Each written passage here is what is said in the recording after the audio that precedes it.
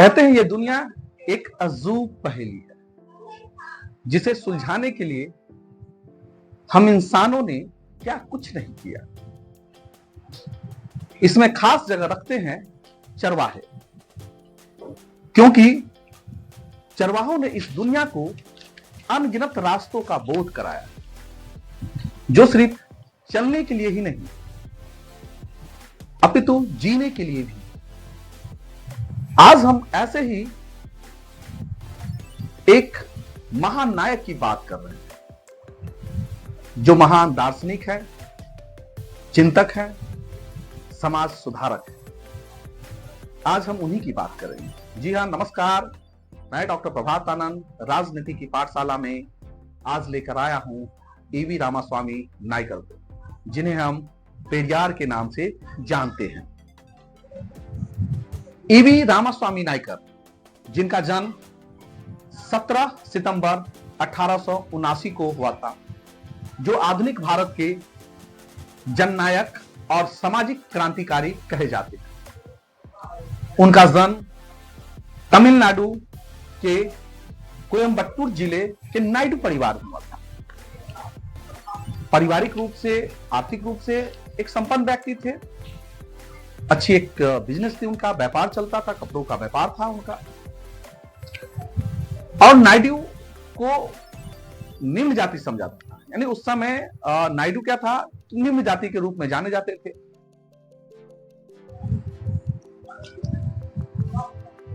पेरियार साहब ने सामाजिक रूप से कई सारी चीजों की आलोचना उन्होंने की। उन्होंने जातिवाद और सामाजिक भेदभाव का विरोध किया। अंधविश्वास और धर्म के प्रति उन्होंने आलोचना की। नारी उत्थान के लिए उन्होंने कार्य किया। उन्होंने कई सारी बातों को उन्होंने उजागर किया, कई सारी कमजोरियों का उन्होंने बखान किया है। समानता और सामाजिक न्याय के प्रति उन्होंने लड़ाई लड़ी है। स्वतंत्रता और आत्मसम्मान के प्रति उन्होंने अपने विचारों को रखा है। उन्होंने भारतीय स्वतंत्रता संग्राम में एक महत्वपूर्ण योगदान दिया है। उन्होंने आत्मसम्मान, व्यक्तियों के आत्मसम्मान पर उन्होंने विशेष जोर दिया है कि किसी भी व्यक्ति की स्वतंत्रता उसके आत्मसम्मान से बढ़कर नहीं हो सकती है। आइए हम उन्हीं चीजों पर चर्चा करते हैं। सामाजिक भेदभाव का खंडन, उन्होंने सामाजिक भेदभाव, जो समाज में विषमता थी, उन्हें वो दूर करने का प्रयास किया, उनका खंडन किया, उनकी विवेचना की उन्होंने। पेरियार साहब कहते हैं कि अपने सामाजिक जीवन में सामाजिक भेदभाव का तीखा विरोध किया। उन दिनों इंडियन नेशनल कांग्रेस ने अस्पृश्यता उन्मूलन और जन साधारण के उत्थान का जो कार्यक्रम चला रखा था, उससे ही आकर्षित होकर साल 1920 में वे कांग्रेस में शामिल हो जाते हैं, क्योंकि उन पे महात्मा गांधी का प्रभाव होता है। महात्मा गांधी के अहिंसावादी विचारों से वो प्रभावित हो जाते हैं, उनके समतावादी विचारों से वो प्रभावित हो जाते हैं और वो गांधी के अनुयायी बन जाते हैं। उन्होंने गांधी जी के असहयोग आंदोलन में पूरी निष्ठा से योगदान दिया और उनके खादी के प्रयोग में उनकी जबरदस्त सहायता की। लेकिन ये चीजें बहुत ज्यादा दिन नहीं चल पाई, बहुत लंबी नहीं रही। गांधी जी के साथ उनका संबंध बहुत अच्छा नहीं हुआ। बाद में दोनों में मतांतर हो गए। पेरियार साहब गांधी जी की बातों से थोड़ा सा विमुख हो गए। गांधी जी जो विचारधारा थी उनकी, वो देश को आजाद कराने की विचारधारा थी, वो देश को आजाद कराना चाहते थे। पेरियार साहब जो थे वो सामाजिक रूप से लोगों को आजाद कराना चाहते थे। उनके आत्मसम्मान की बात वो करते थे। फिर उन्हें मद्रास प्रेसिडेंसी की कांग्रेस कमेटी का अध्यक्ष भी चुना गया। गांधी जी ने अन्याय से लड़ने के लिए सत्याग्रह की जो राह दिखाई, उससे वो प्रेरित होकर नायकर ने सामाजिक बुराइयों से लड़ने के लिए वैकम सत्याग्रह का सहारा लिया। वैकम त्रावणकोर की एक रियासत थी जहां निम्न जाति के लोगों को मंदिर में प्रवेश करने की अनुमति नहीं थी, जिन्हें मंदिर के पास वाली जो सड़कें होती थी उस पे आने जाने की अनुमति नहीं थी। कांग्रेस सदस्यों को की यह मांग थी कि मंदिर के द्वार सभी के लिए खोल दिए जाए, जो सड़कें हैं वो सभी के लिए चालू कर दी जाए, हर व्यक्ति उस सड़क पे चल सके। इस मांग को लेकर वहां सत्याग्रह आंदोलन किया गया, लेकिन कानून की डंडा पड़ी, तानाशाहों की डंडा पड़ी और उस आंदोलन के जितने भी सिपाही थे सबको जेल जाना पड़ा। तभी उन्होंने पेरियार साहब से यह रिक्वेस्ट किए। पेरियार साहब को उन्होंने कहा कि इस आंदोलन की बागडोर आप अपने हाथों में लीजिए और इस आंदोलन को सुचारू रूप से आप चलाइए। पेरियार साहब ने भी उनके आग्रह को स्वीकार किया और सत्याग्रह का नेतृत्व अपने हाथों में ले लिया, इसे संभाला और हिंदू देवी देवताओं और ब्राह्मणवादी विचारधारा के विरुद्ध उन्होंने जोरदार भाषण दिया, जिस कारण उन्हें बंदी बना लिया गया, उन्हें जेल में डाल दिया गया।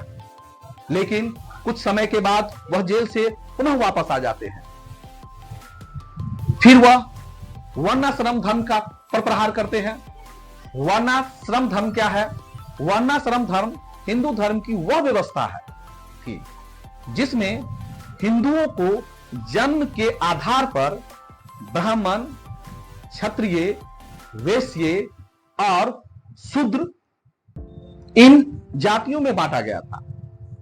प्रत्येक व्यक्ति के जीवन को ब्रह्मचार्य, गृहस्थ्य, वानप्रस्थ और सन्यास इन 4 भागों में बांटा गया था, जिसे पेरियार साहब ने इस व्यवस्था को सामाजिक भेदभाव का प्रतीक मानते थे। इसकी वो उन्होंने कटी आलोचना की। कांग्रेस ने अस्पृश्यता उन्मूलन का जो लक्ष्य अपनाया था, नायकर के विचारों से वह वर्ण व्यवस्था को समाप्त करने का एक उपाय बन गया। फिर 1925 का वो समय, साल 1925 में उन्होंने आत्मसम्मान आंदोलन चलाया। कहा जाता है ये आत्मसम्मान आंदोलन एक मील का पत्थर साबित हुआ। पेरियार साहब ने अपने समाज सुधार के कार्यक्रम को बढ़ावा देने के लिए ही उन्होंने इस अभियान का आगाज किया था। आत्मसम्मान की संज्ञा दी गई। इसका मुख्य उद्देश्य था तमिल प्रदेश के गैर ब्राह्मणों के मन में अपनी द्रविड़ परंपरा पर गर्व का भाव जगाना। इस आंदोलन ने ब्राह्मणों की श्रेष्ठता को चुनौती दी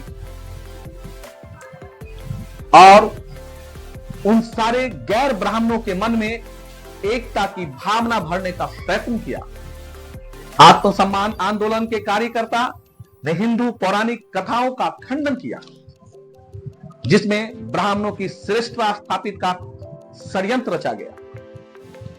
ब्राह्मणवाद पर प्रहार करने के लिए इस आंदोलन ने अनेक सांकेतिक अभियान चलाए, जिसमें कई बार मनुस्मृति को जलाया गया, पुराण कथाओं द्रविड़ जाति के आदर्श नायकों के रूप में चित्रित किया गया और आर्य जाति के दुष्ट व्यक्ति के रूप में प्रस्तुत किया और आर्य जाति को दुष्ट व्यक्ति के रूप में प्रस्तुत किया गया।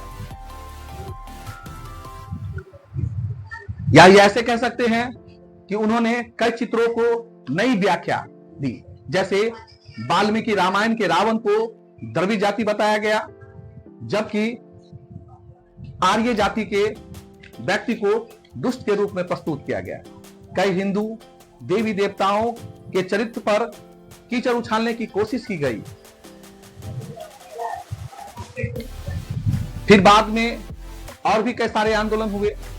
भाषा विवाद की बात हुई। भाषा विवाद में मद्रास प्रेसिडेंसी में जब चक्रवर्ती राजगोपालचारी के नेतृत्व में स्कूलों के स्तर पर हिंदी की शिक्षा को अनिवार्य कर दिया गया।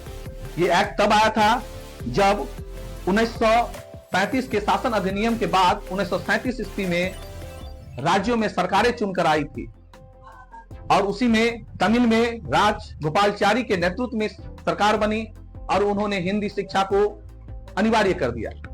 पेरियार साहब ने इनका खंडन किया, इनका विरोध किया, उनके सहयोगियों ने इनका विरोध किया और इन विरोध के दो मुख्य कारण उन्होंने बताए।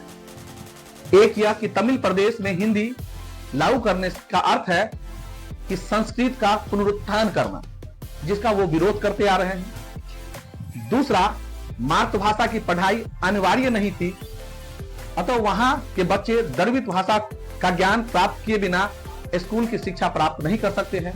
इसलिए उनका मानना था कि हिंदी की शिक्षा अनिवार्य से, जो हिंदी की शिक्षा अगर उसकी अनिवार्यता कर दी जाती है तो द्रविड़ भाषा या फिर तमिल भाषा जिसको कहते हैं के महत्व कम हो जाएंगे। जो उनकी एक रहा कि उन्होंने कहा कि ये एक ब्राह्मणवादी सोच है।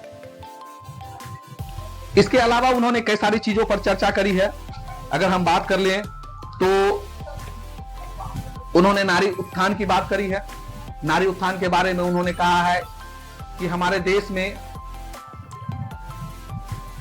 जो शिक्षा का स्तर है वो बड़ा निम्न स्तरीय है। यहां कहा कि शिक्षा की देवी देवता नहीं है, यहां शिक्षा की देवी है। देवी कौन है? तो सरस्वती है। लेकिन इस देश की विडंबना यह है कि यहां स्त्रियों को पढ़ने का अधिकार नहीं है।